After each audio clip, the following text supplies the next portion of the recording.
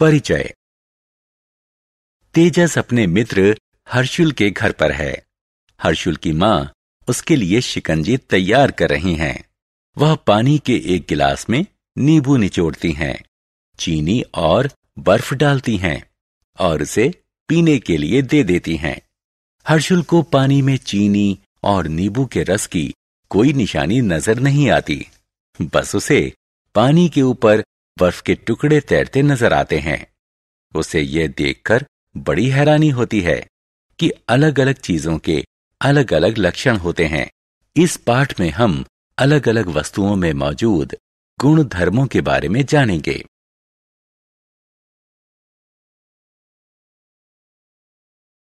उद्देश्य। इस पाठ के अंत में आप निम्न करने में सक्षम हो जाएंगे: चीजों को कठोर या कोमल के रूप में वर्गीकृत करना, चीजों को घुलनशील या अघुलनशील के रूप में वर्गीकृत करना, चीजों को तैरने योग्य या डूबने योग्य के रूप में वर्गीकृत करना, चीजों को पारदर्शी, अपारदर्शी या अर्धपारदर्शिता के रूप में वर्गीकृत करना।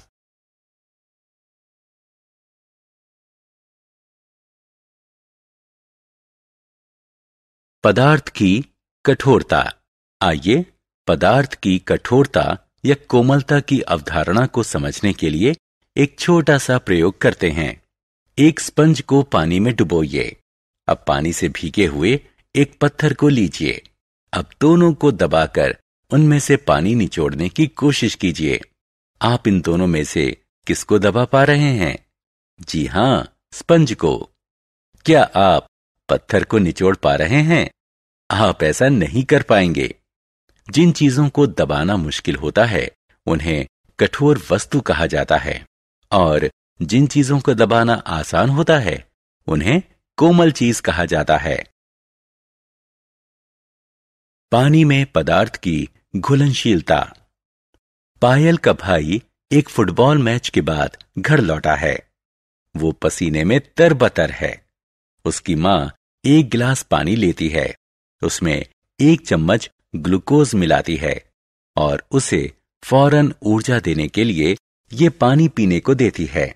पायल का ध्यान एक बात की तरफ जाता है कि ग्लूकोज पानी में तुरंत ही घुल जाता है। वह कुछ और चीजों के साथ भी ऐसा ही प्रयोग करने के बारे में सोचती है। उसे पता चलता है कि नमक और चीनी जैसी कुछ चीजें पानी में आसानी से घुल जाती हैं। उसने ये भी देखा कि कुछ चीजें पानी में नहीं घुलती हैं, जैसे कि नारियल का तेल, सरसों का तेल, पत्थर और कंचे वगैरह।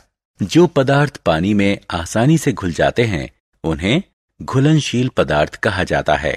जो पदार्थ पानी में नहीं घुलते हैं उन्हें अघुलनशील पदार्थ कहा जाता है। कुछ गैसें भी पानी में घुल जाती हैं, जैसे कि ऑक्सीजन। पानी में घुली हुई ऑक्सीजन पानी में रहने वाले जानवरों को जिंदा रहने में मदद करती है। पदार्थ की तैरने की योग्यता। बहुत तेज बारिश हुई है और प्राची के घर के सामने पानी से भरा एक बड़ा सा गड्ढा बन गया है। वो बहुत रोमांचित है। वो पहले उसमें एक पत्थर फेंकती है। पत्थर इस गड्ढे में गायब हो जाता है। फिर वो एक पत्ती फेंकती है, लेकिन ये तैरने लगती है। आप इसकी वजह जानते हैं?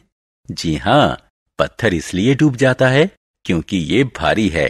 पत्ती इसलिए तैरती रहती है क्योंकि ये हल्की है। इसलिए चीजों को पानी में उनकी तैरने की योग्यता के आधार पर बांटा जा सकता है। पदार्थ की पारदर्शिता। आशीष के पिता उसे एक दिन एक आइसक्रीम की दुकान में ले गए। उन्होंने आशीष से एक फ्लेवर चुनने को कहा। आशीष ने सोचा कि पहले आइसक्रीम पर एक नजर डाली जाए। आइसक्रीम को एक रेफ्रिजरेटर में रखा गया था, जिसके ऊपर शीशा लगा था। आशीष काउंटर पर मौजूद व्यक्ति की मदद के बिना ही बड़ी आसानी से कोई फ्लेवर चुन सकता था। क्या आप बता सकते हैं क्यों? ऐसा इसलिए क्योंकि रेफ्रिजरेटर के ऊपरी हिस्से में शीशा लगा था और शीशा पारदर्शी होता है। इसलिए आशीष इस दुकान में उपलब्ध सभी फ्लेवरों को देखकर कोई आइसक्रीम चुन सकता था। कोई पारदर्शी चीज एक ऐसी चीज होती है जिसमें से प्रकाश गुजर सकता है। इसका मतलब यह हुआ कि यह प्रकाश को सोखती तो है, लेकिन इसे बहुत कम परावर्तित करती है। इसके परिणाम स्वरूप यह स्पष्ट लगता है और इसमें से चीजों को देखा जा सकता है। पारदर्शी चीजों के अन्य उदाहरणों में पानी, हवा और प्लास्टिक आदि शामिल हैं। पदार्थ की अपारदर्शिता। क्या आप देख सकते हैं कि एक बंद कमरे में क्या कुछ हो रहा है? नहीं। क्या आप इसका कारण जानते हैं? ऐसा इसलिए है क्योंकि कमरे की दीवारें और दरवाजे अपारदर्शी हैं। कोई अपारदर्शी चीज एक ऐसी चीज होती है जो प्रकाश को आर पार नहीं जाने देती। दूसरे शब्दों में प्रकाश इसे बेध नहीं सकता। यह प्रकाश को सोखती नहीं है, बल्कि ये उसे परावर्तित कर देती है। इसीलिए हम किसी अपारदर्शी चीज के आर पार चीजों को नहीं देख सकते। उदाहरण के लिए हम ये नहीं देख सकते कि लकड़ी के किसी बंद डिब्बे में या धातु के बर्तन में क्या रखा गया है, क्योंकि लकड़ी और धातु अपारदर्शी होते हैं।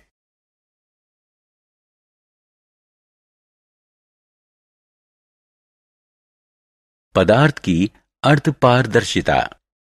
रेखा एक रुमाल की कढ़ाई करने की तैयारी कर रही है। उसने एक किताब में एक डिजाइन देखा है। वह रुमाल पर इसी डिजाइन को बनाना चाहती है। वह अपने रुमाल पर किताब से इस डिजाइन की नकल करने के लिए एक ट्रेसिंग पेपर का इस्तेमाल करती है। अब वह कढ़ाई करने के लिए तैयार है। इस कढ़ाई को संभव बनाया पारभासी ट्रेसिंग पेपर ने।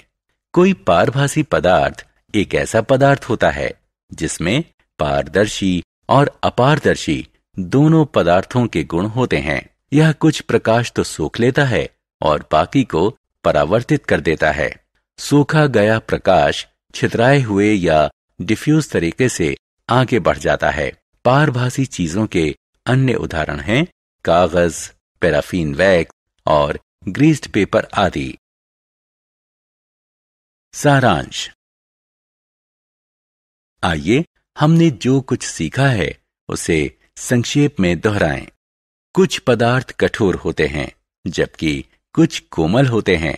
कुछ पदार्थ पानी में घुल जाते हैं, जबकि कुछ नहीं घुल पाते हैं।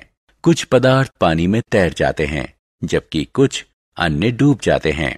कुछ पदार्थ पारदर्शी होते हैं, कुछ अपारदर्शी होते हैं और कुछ अन्य पारभासी अर्थात अर्धपारदर्शी होते हैं। कोई पारदर्शी चीज एक ऐसी चीज होती है जिसमें से प्रकाश गुजर जाता है।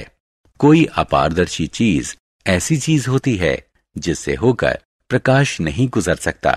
कोई पारभासी पदार्थ आंशिक रूप से पारदर्शी होता है और प्रकाश इसमें से डिफ्यूज होकर पार निकलता है।